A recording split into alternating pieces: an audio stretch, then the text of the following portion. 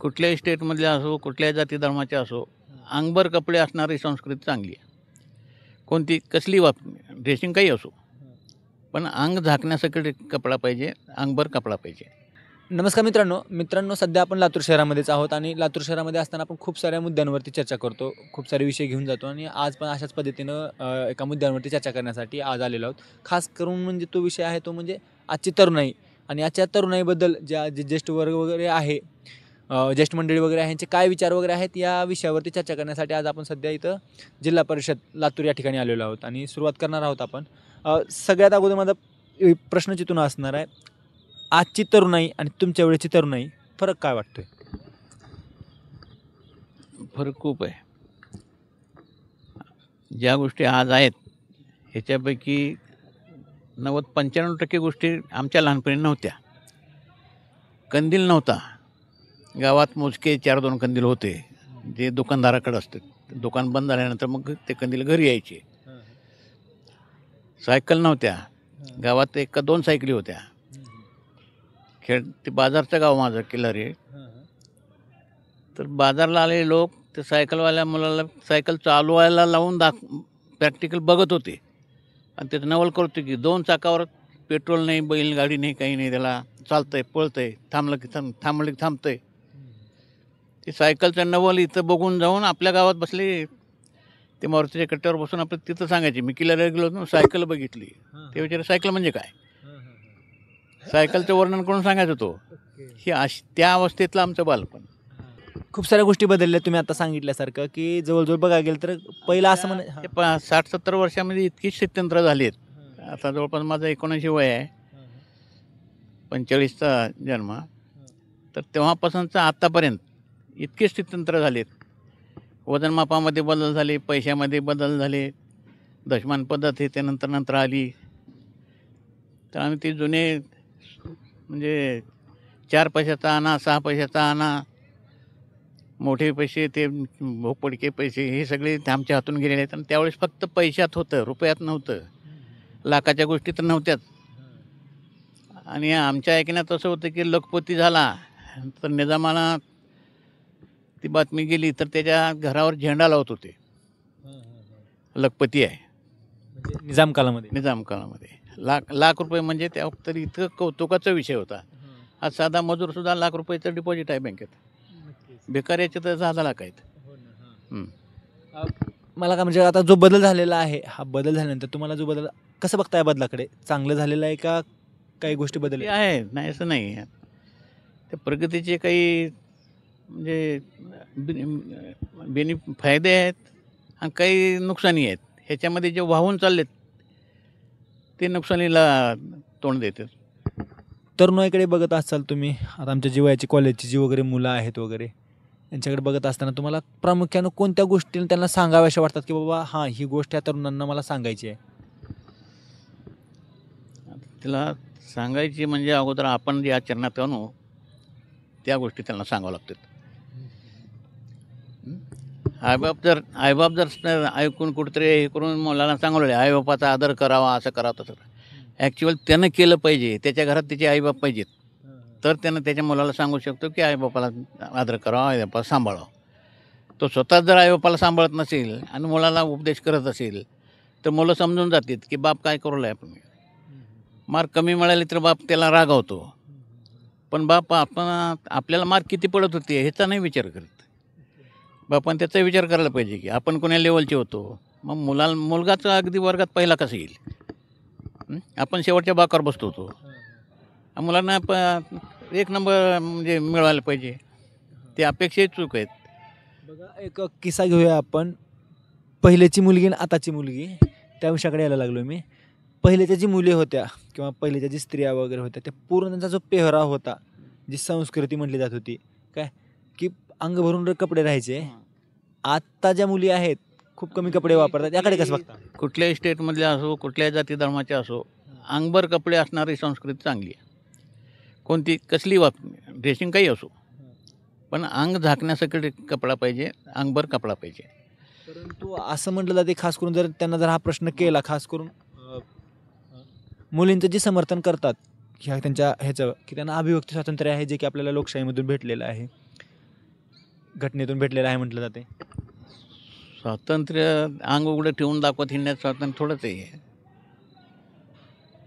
परंतु जर विचार करायला गेलं तर असं म्हणतात की ती बघणाऱ्याची मानसिकता आहे म्हणतात तुमची, तुम्ही त्या नजरेनं बघूच नका. वा वा, हे सगळ्यात खूप चांगलं आहे, म्हणणं खूप चांगलं आहे. हं. आम्ही तुझ्याकडे ना काही नकऱ्या करू, काही करू, तू मात्र स्वतः कंट्रोल कर, सांभाळ. म्हणजे तुमच्या कुठल्या गुणाला चॅलेंज करू लागते नाही. ते ह्याचा परिणाम काय होतो, हे बलात्काराचे प्रकरण जे आत्ता वाढलेत ना, ते त्याचंच हे आहे, ते फलित आहे. मानसिकता जो बलात्कार जो करतो जो कोणी व्यक्ती असतो तो व्यक्ती म्हणताच येणार नाही, तो राक्षस म्हणतोय मी आपल्या चॅनलच्या माध्यमातून. नाही, तो व्यक्तीच असतो, व्यक्तीमध्ये सगळ्या प्रवृत्ती आहेत. परंतु तो जो राक्षसी प्रवृत्तीचा जो माणूस आहे जो बलात्कार वगैरे अशा घटना करतो त्याच्यासाठी अंग भरून कपडे काय न थोडं कमी कपडे काय दोन्ही सारखेच आहेत ना, तो कसे कुठल्याही स्त्रीचा बलात्कार करू शकतोय. पण त्यानं 10 ठिकाणी म्हणजे उघड्या अंगाच्या बघितल्या आणि त्याच्या पुढे जर अंग झाकून एखादी मुलगी जरी आली तर तो त्याच्या कपड्याशिवाय बघू शकतो त्याला. तिचे कपडे कसे असू द्या,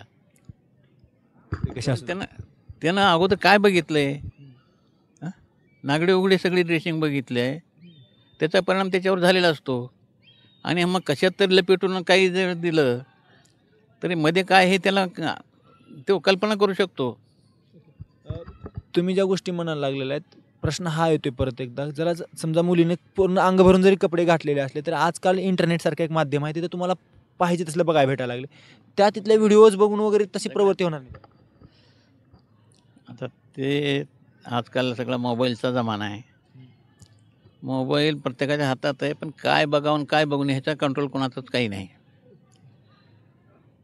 आणखीन एक प्रश्न आहे, लास्ट प्रश्न विचारून शेवट करतोय मी. खास करून आता सध्या एक मंदिर असते की मंदिरामध्ये बाबा व्यवस्थित कपडे घालून जावं म्हटलं जाते. दुसरी गोष्ट आहे ती म्हणजे खास करून मुस्लिम धर्मासाठी म्हटलं जाते की बुरखा वगैरे वापरणं बरोबर आहे, परंतु सगळीकडे बुरखा वापरणं चुकीचं आहे म्हटलं जाते, खास करून शाळांसारख्या वगैरे ठिकाणी वगैरे. त्यावर काय म्हणसाल? नाही, शाळेतलं ड्रेसिंग कसं असावं हे की नाही, बुरका फिरका शाळेत बसल्यानंतर सगळे रोज बघणारे रोजचेच मित्रवर्ग हे ते असतात, त्यांच्यापुढे बुरका घालायची काही गरज नाही. तुम्ही बाहेर बुरका घाला. म्हणजे शाळासारखे वगैरे माध्यम जे आहेत ज्या ठिकाणी जे माणसं दररोजच तुमच्या पुढे बसणारे आहेत त्यांच्या पुढे बुरका घालून काय बसायचे. नक्कीच चालते. अण्णा, तुम्हाला प्रश्न आहे, खास करून आम्हाला जर टोकलं जाते ते खास करून एका मुद्द्यावरती टोकलं जाते, ते म्हणजे आजची पिढी जी आहे व्यसनाधीन पिढी म्हटलं जाते. कसं बघता या पिढीकडे, आजच्या पिढीमध्ये आणि अगोदरच्या पिढीमध्ये व्यसनाधीनतेमध्ये काय फरक वाटतोय, का नाही आहे, काहीच बदल नाही? आता बदल आहेच की, बदल मागल्या पिढीत आणि ह्या पिढीत बदल आहेच की. कसं बघता दोन्हीकडे? व्यसनाधीनता जी आहे खास करून ग्रासलेली आहे असं म्हटलं जाते आम्हाला, उद्देश म्हटलं की आजची पिढी ही पूर्ण व्यसनाधीनतेमध्ये गेलेली आहे म्हटलं जाते. स्वतः कमविल्यावर बरोबर राहते हो, स्वतः कमवायच नाही, कमाई नाही की बापाची कमाई आहे ना, त्याच्यावरच हे करू लागते आताची कमाई.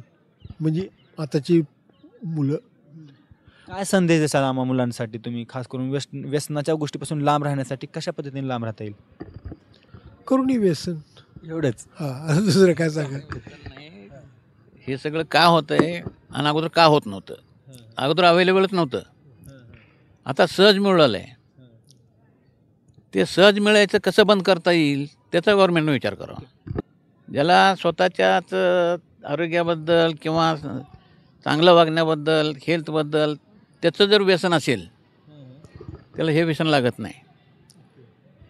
हे म्हणजे चांगल्याकडं प्रयत्न करून चढावं लागतं आहे, वाईटाकडं आपोआप घसरतं आहे.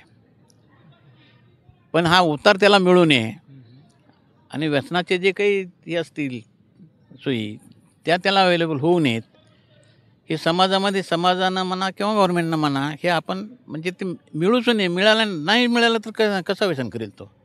आपण सरकारच्या मुद्द्यावरती राजकारण नाही, याबद्दल राजकारणाबद्दल कुठला प्रश्न विचारत नाही आपण, फक्त प्रश्न हा आहे गव्हर्नमेंटनं कशा पद्धतीने पाऊल उचलायला पाहिजे. एकीकडे काय करायला लागले सरकार, महाराष्ट्रामध्ये तर गोवा गुटखा बंदी आहे, त्याच वेळेस कर्नाटकामध्ये आहे चालू, तिथून मालिकडे यायलाच लागला आहे, चालूच आहे. आणि एका गोष्टीवरती गुटखा बंदीवरती दिले, सिगरेटसारख्या ठिकाणी वगैरे बंदी नाही आहे, त्यावरती काय म्हणणार तुम्ही? आत्ता म्हणला की बाबा सरकारनं अवेलेबलच नाही केलं पाहिजे, मग सरकार असं का करते? एकीकडे म्हणते करू नका म्हणते आणि दुसरीकडे स्वतः ते मार्केटमध्ये कंपन्यांना वगैरे पुढाकार घेऊन त्यांना प्रोडक्ट तयार करायला द्यायला लागले, त्यांना सबसिडी देत आहे.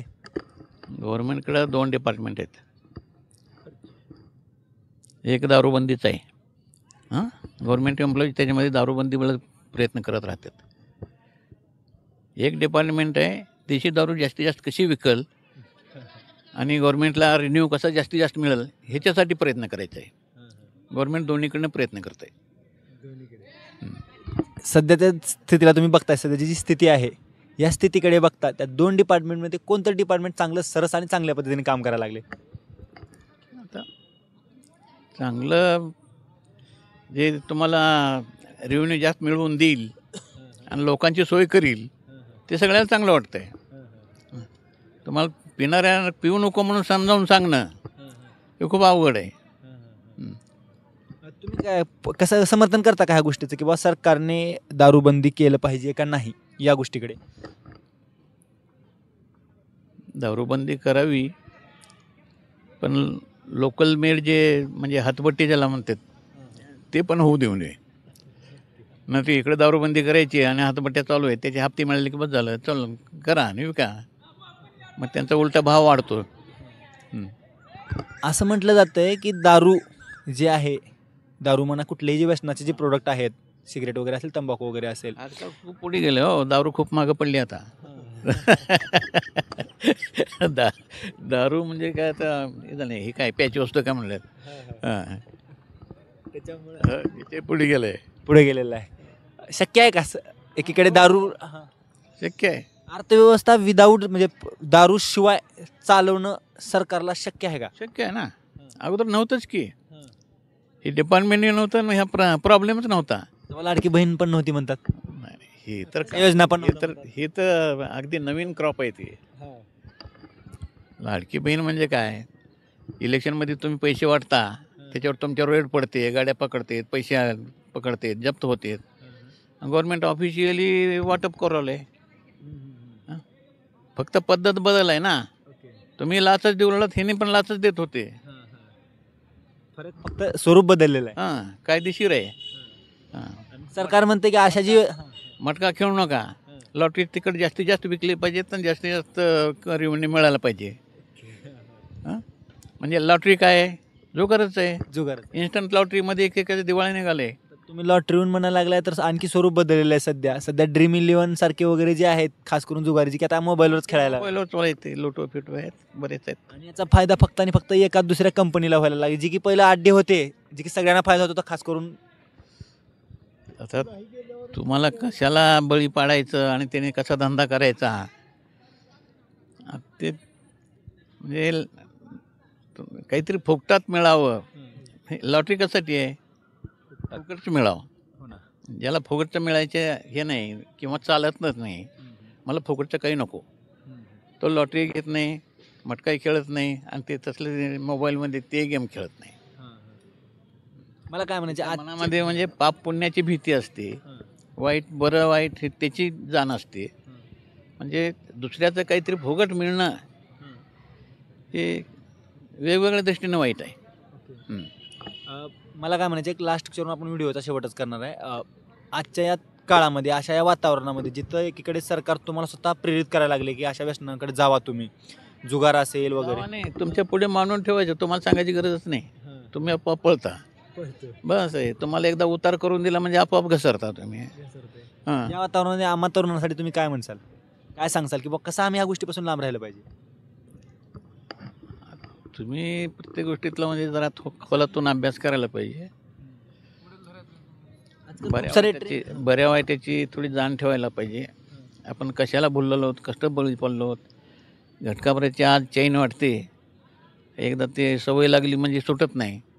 हां, आता ड्रगसारखे हे तर म्हणते की वेळ होऊन जातात, नाही मिळालं तर काही करायला तयार होतात. घरातल्या घरात आईवडिलाचे खून केलेले आहेत ड्रगसाठी. हां, ते द्या काही करून, त्याशिवाय जगू शकत नाही अशी अवस्था होती त्याची. मित्रांनो, आपण खास करून 2 मुद्द्यांवरती चर्चा या ठिकाणी केलेली आहे. पहिला मुद्दा म्हणजे खास करून आपण जे मुलींचे जे कपडे होते या अंगभरून असायला पाहिजेत यावरती आपण चर्चा झालेली आहे आणि का त्याची कारणं आहे ते कारणं पण आपण जाणून घेतली. आणि दुसरा मुद्दा तो होता म्हणजे व्यसन